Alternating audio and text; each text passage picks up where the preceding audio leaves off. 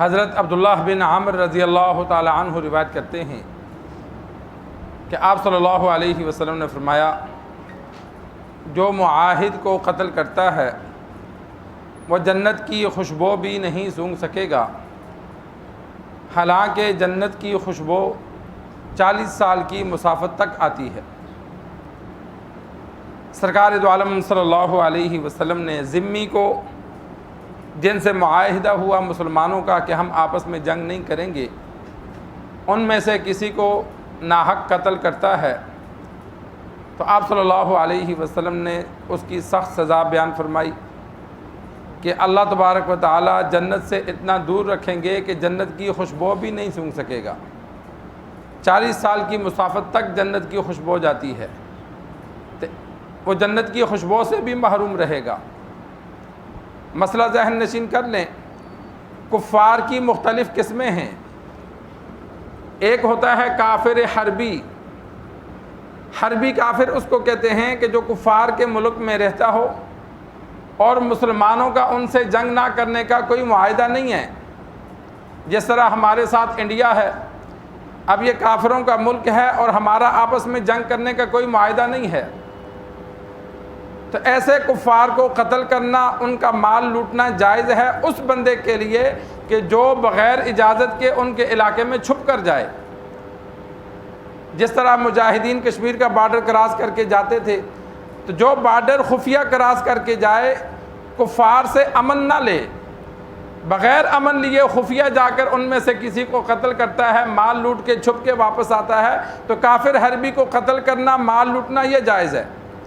کیونکہ ان سے مسلمانوں کا کوئی معاہدہ نہیں ہے۔ اور حرب کا مطلب ہوتا ہے جنگ، کہ مسلمان ان سے کسی وقت بھی جنگ کر سکتے ہیں،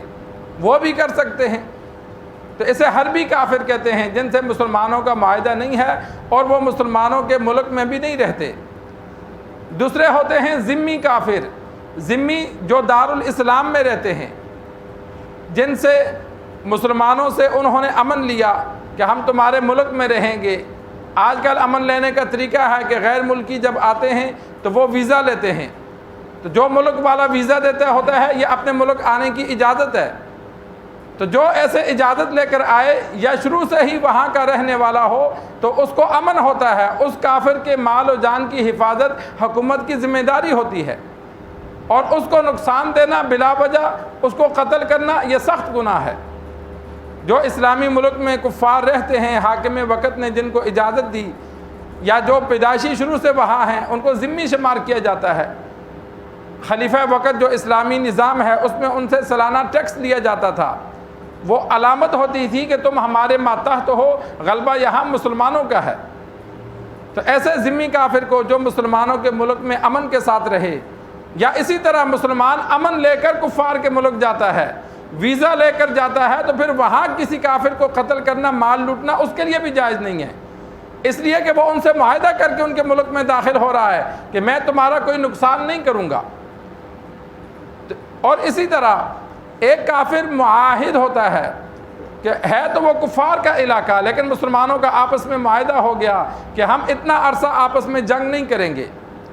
ان کے بندے کو بھی قتل کرنا، مال لوٹنا جائز نہیں ہے جتنا عرصہ آپس میں معاہدہ ہے۔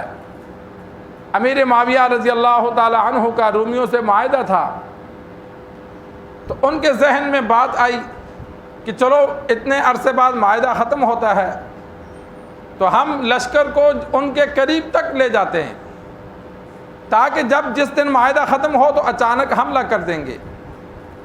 ابھی لشکر جا رہا تھا تو عمر بن انبسہ بوڑھے صحابی تھے، دور سے وہ اونٹ پر دوڑاتے ہوئے آئے اور ساتھ کہتے تھے لا غدر، دھوکہ نہ کرو۔ امیر معاویہ رضی اللہ تعالی عنہ رک گئے اور پوچھا کیا بات ہے؟ انہوں نے کہا آپ صلی اللہ علیہ وسلم نے جن کفار سے معاہدہ ہے ان کے خلاف جنگ کی تیاری سے بھی منع کیا ہے، جب تک معاہدہ ختم نہ ہو جائے یا تم ختم نہ کر لو، اگر جنگ کرنی ہے تو ان کو پہلے بتا دو کہ بھائی فلان دن کے بعد ہمارا آپس میں کوئی معاہدہ نہیں ہے، معاہدہ کیا تھا لیکن ہم معاہدہ توڑتے ہیں، ان کو اطلاع دے دو۔ یا یہ ہے کہ جب معاہدہ ختم ہو تو آگے معاہدہ نہ کرو، ان کو بتا دو اب کوئی معاہدہ نہیں ہے، تم بھی تیار رہو، ہم کسی وقت بھی حملہ کر سکتے ہیں۔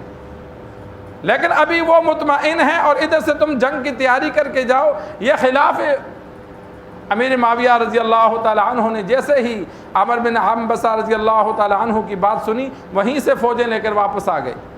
آگے نہیں گئے۔ یہ صحابہ تھے، آپ صلی اللہ علیہ وسلم کی بات سنتے، دین کی بات سنتے تو فوراً عمل کرتے تھے۔ تو جن کفار سے معاہدہ ہوا